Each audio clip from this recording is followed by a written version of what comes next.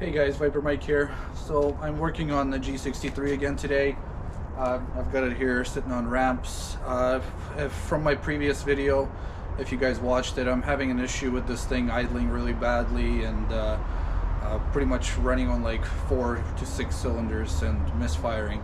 So today I'm just going to do the easiest thing I can to try to fix the issue, and that's replace the fuel filter.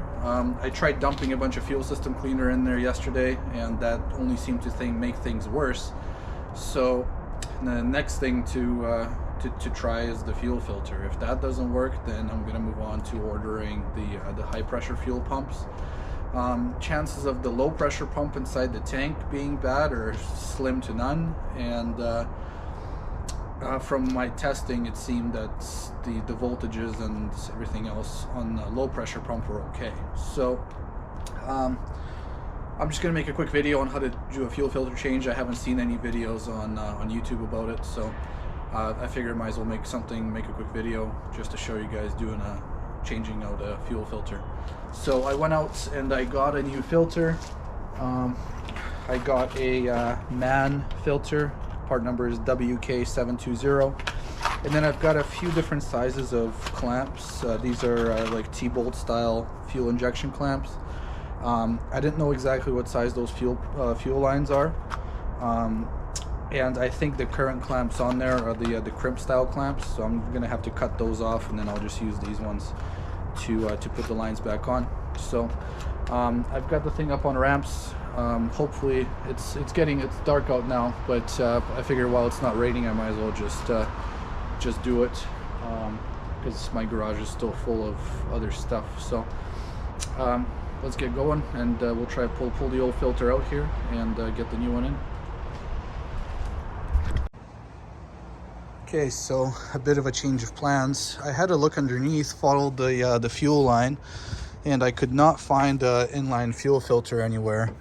This is the fuel line here. It's the braided line, and then it's under the driver's side. It changes and just turns into a plastic hard line, and then that hard line just runs all the way back to the tank. I looked it up, and it looks like the older style G-Wagons had the inline fuel filter, but these newer ones, theirs is actually an in-tank filter that you have to drop the tank to get to. So I started looking around, and actually I found where the high pressure fuel pumps are. They're just right there. You can kind of see the one here. Sorry, it's hard to see with this light here, but they're just right here under these covers. One's here, one's here. So I think I've just got to get the computer out of the way and then disconnect a couple lines. So I think what I'll do is I'll just pull these pumps off before I order new ones and see if the springs inside them are okay. Because from what I understand, like I said in my previous video, sometimes the springs inside fail or get stuck or do whatever. And because the weird thing is every time I start the engine, it idles fine for about 10 to 15 seconds, and then it gets progressively worse. So it seems that the fuel pressure drops off as this thing's running. So that to me would mean it's either the high pressure pumps or the in-tank pump is not delivering enough fuel to the high pressure pumps. So the easiest to diagnose right now without having to drop the fuel tank would be these high pressure pumps. So I'm gonna see how hard they are to take off, and if they're easy enough, I'll just pull it off and see what they're like inside. So let's have a look.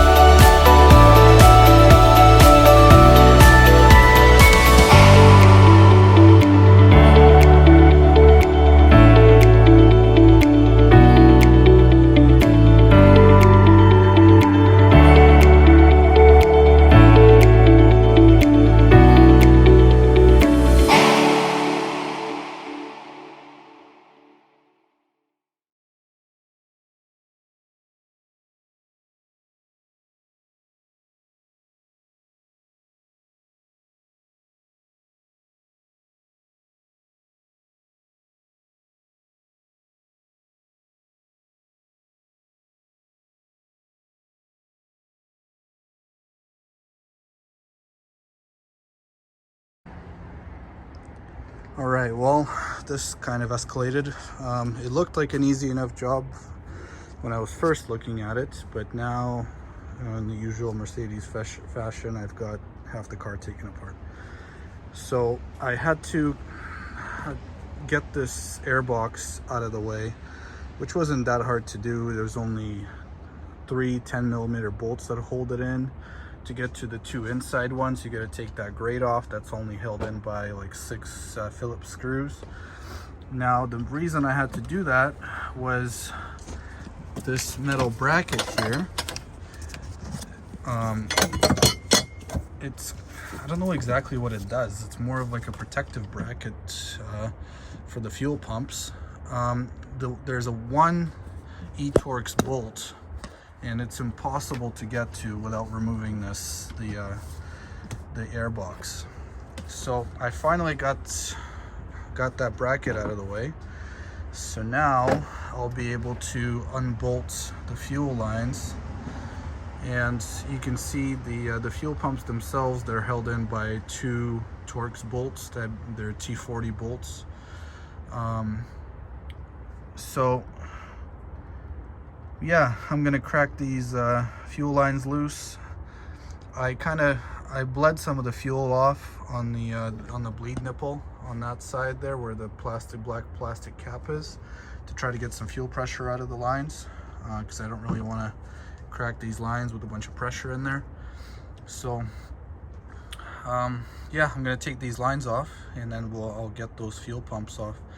The connector for this one was easy enough to get off. It's one of those weird clips that you have to put a screwdriver in to get them off. The connector for that one, it's underneath, so I think the only way to disconnect it is to take the fuel pump off first. So that should be fun. But anyway, I'll take these fuel lines off now, and then we can get those pumps off. I did notice inside the connector for this one, there's a bit of oil or something in there. And it does kind of look like somebody's been in here before. Like these scratches here, those are not for me. So it almost looks like maybe these pumps have been replaced before. I'll check the numbers on them and see if there's any date codes or anything on them. Yeah, it kind of looks like somebody's been messing around in there before. So anyway, let's get these fuel lines off and we'll see what these pumps are all about.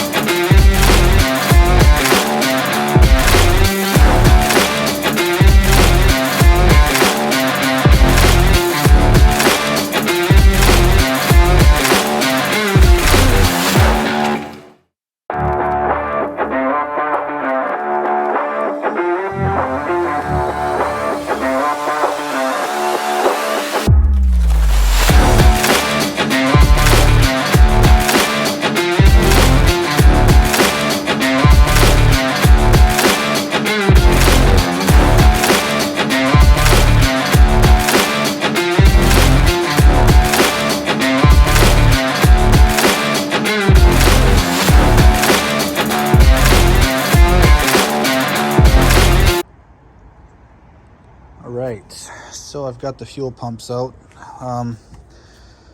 Having a quick look at them, I mean, I kind of pressed down on the springs. The springs collapse okay. I mean, as much pressure as I can put on them by hand, they move. Looking at the date codes, this one, I don't know if you can see it, the date code is 120415. So I don't know, I think Europeans put the year first, is how they usually do it. And the date code on this one is really hard to see, 120412. I hope you guys can see that. So that would mean that if the year is first, which I'm assuming it is, that these are original. So I don't know if I should just replace them while I have them out. I mean, they're not cheap by any means. I do notice that if you look inside the connector, that's all oil in there. So obviously that's not supposed to be in there. So when the pump is sitting in the car, it's sitting like this. So, and the connector is facing up. So I don't know how any oil would get inside this connector, but obviously there's oil inside there. And that's kind of what I was talking about with this one. This one has a little bit of oil inside the connector, but not a lot, not as much as this one. So I don't know if that may be the culprit there, is because obviously these are driven off the cam gear back here. So they just kind of sit there, and some sort of a gear or a lobe pushes up and down on them, and that's how they're driven. So, and obviously there's oil there. So perhaps oil is getting past the seal here and getting into this electrical solenoid connector thing somehow, maybe. I don't know what else really to think about these things. I don't know if there's a way to test them really. Like I said, the only video I've seen on them, the guy said that this one, on one of the pumps, the spring was sitting too low. I guess the plunger wasn't opening all the way, and the other one was completely seized, which in my case, both of them move when I press them down by hand, so they're not seized. So I don't know if the pumps are my issue. Perhaps it could be that the oil in the connectors may be the issue. But I kind of doubt that. The connectors look okay. So I don't really know where to go from here. Realistically, it wouldn't be too hard to put this thing back together. What I might do is clean these connectors out with some brake clean, get all the oil out of there, and reconnect everything. I had to disconnect all the fuel lines to be able to get the pumps off. So I had the supply lines here, the return lines here on each fuel rail. So that all had to come off. But otherwise, I mean, it wasn't too bad to get this whole thing apart. And like I say, it wouldn't take much for me to put it all back together and test fire it and see what it does. I mean, the next step would be for me to drop the fuel tank and test or replace the in-tank pump. And I think the in-tank pump is pretty expensive also. It's like $500 for that. And then I would do the filter also, which is on top of the tank. So it all kind of snowballs from there. So yeah, I'll probably do some more research here and see if there's a way to test these pumps and make sure if they're good or not. But being original, being over 10 years old now, is not obviously not ideal. So it may be just these pumps are failing, because like I say, the weird thing is that when I first start it idles fine, and then 10 seconds later or so, 15 seconds later, it starts idling rough. So to me, it seems like it's losing fuel pressure. So that may mean that the in-tank pump is bad, because at the beginning there's enough fuel pressure, and then as the engine's running, as it's using fuel, it can't bring enough fuel up to it, which in turn starves it of fuel and causes the misfires. I think that might actually, now that I think about it, that's probably what it is. So I guess my next step would be to drain the fuel out of it. So to do that, now that I've got this fuel line disconnected here, I would just hook a hose up to it and run it to a couple jerry cans, and then I can run the fuel pump with the diagnostic tool. There's actually a menu item for draining the fuel tank, so it would just run the fuel pump until the tank's empty. So I think I would drain the tank and then drop the tank. I'll phone Mercedes tomorrow and see if they've got a pump in stock, an in-tank pump, because obviously I'd want to have that on hand before I get into replacing or dropping the tank. Because I mean, at this point, I don't see any problem with those high pressure pumps. Even though they're 10 years old, they still seem to work fine. So I think my issue might be the in-tank pump. I mean, I could also hook a fuel pressure gauge to it and test it, but I don't know what the fuel pressure is supposed to be, so that doesn't really help me. I mean, I hate throwing parts at stuff without knowing exactly that the parts are going to fix the issue, but at this point I think the in-tank pump is probably my issue, and if not, then it might be just a fuel filter on top of the tank, who knows. But for both jobs I need to drop the tank, so I think that's going to be my next job here. So anyway, I'll pick that up once I get a fuel pump figured out, and I'll do some more reading and see if there's any tests I can do on these high pressure pumps to make sure they're good.